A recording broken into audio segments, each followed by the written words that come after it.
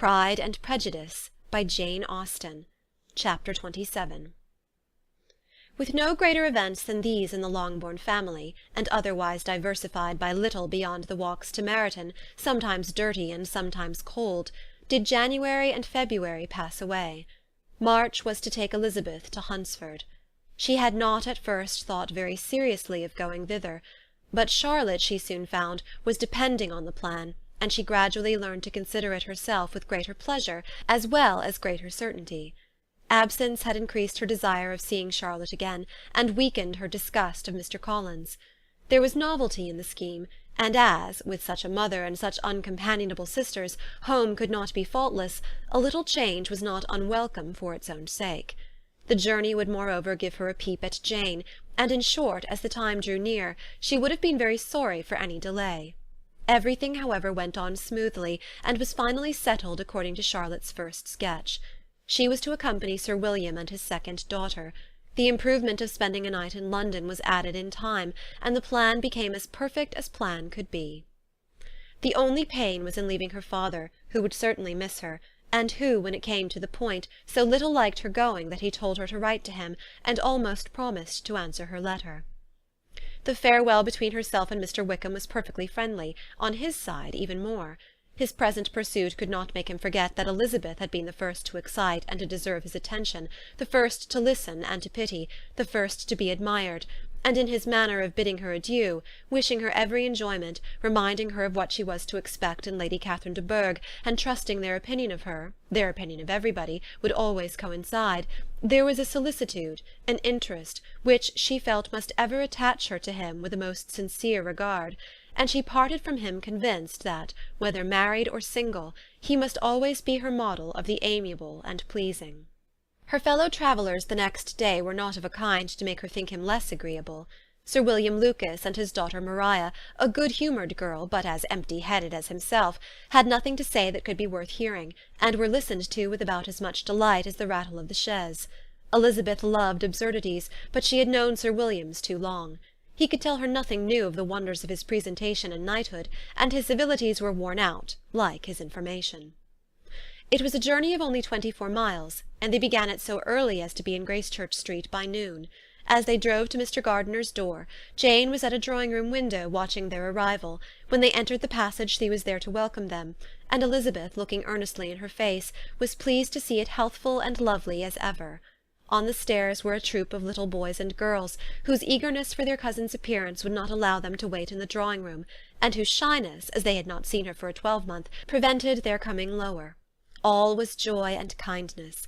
The day passed most pleasantly away, the morning in bustle and shopping, and the evening at one of the theatres.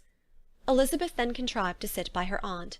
Their first object was her sister, and she was more grieved than astonished to hear, in reply to her minute inquiries, that though Jane always struggled to support her spirits, there were periods of dejection.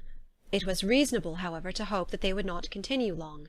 Mrs. Gardiner gave her the particulars also of Miss Bingley's visit in Gracechurch Street, and repeated conversations occurring at different times between Jane and herself, which proved that the former had, from her heart, given up the acquaintance. Mrs. Gardiner then rallied her niece on Wickham's desertion, and complimented her on bearing it so well. "But, my dear Elizabeth," she added, "what sort of a girl is Miss King? I should be sorry to think our friend mercenary." "Pray, my dear aunt, what is the difference in matrimonial affairs between the mercenary and the prudent motive? Where does discretion end and avarice begin? Last Christmas you were afraid of his marrying me because it would be imprudent, and now, because he is trying to get a girl with only 10,000 pounds, you want to find out that he is mercenary. If you will only tell me what sort of girl Miss King is, I shall know what to think." "She is a very good sort of girl, I believe. I know no harm of her." "But he paid her not the smallest attention till her grandfather's death made her mistress of this fortune." "No. What should he? If it were not allowable for him to gain my affections because I had no money, what occasion should there be for him making love to a girl whom he did not care about, and who was equally poor?" "But there seems an indelicacy in directing his attentions towards her so soon after this event." "A man in distressed circumstances has not time for all those elegant decorums which other people may observe. If she does not object to it, why should we?" Her not objecting does not justify him. It only shows her being deficient in something herself, sense or feeling. Well, cried Elizabeth, have it as you choose. He shall be mercenary, and she shall be foolish. No, Lizzie, that is what I do not choose. I should be sorry, you know, to think ill of a young man who has lived so long in Derbyshire. Oh, if that is all, I have a very poor opinion of young men who live in Derbyshire, and their intimate friends who live in Hertfordshire are not much better. I am sick of them all. Thank heaven I am going to-morrow, where I shall find a man who has not one agreeable quality, who has neither manner nor sense to recommend him. Stupid men are the only ones worth knowing, after all. Take care, Lizzie, that speech savours strongly of disappointment. Before they were separated by the conclusion of the play, she had the unexpected happiness of an invitation to accompany her uncle and aunt in a tour of pleasure which they proposed taking in the summer. "We have not determined how far it shall carry us," said Mrs. Gardiner, "but perhaps to the Lakes." No scheme could have been more agreeable to Elizabeth, and her acceptance of the invitation was most ready and grateful. "Oh, my dear, dear aunt," she rapturously cried, "what delight! What felicity! You give me fresh life and vigour. Adieu to disappointment and spleen. What are young men to rocks and mountains? Oh, what hours of transport we shall spend! And when we do return, it shall not be like other travellers, without being able to give one accurate idea of anything. We will know where we have gone. We will recollect what we have seen.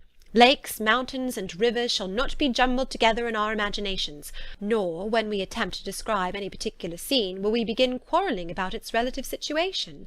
Let our first effusions be less insupportable than those of the generality of travellers. End of chapter 27.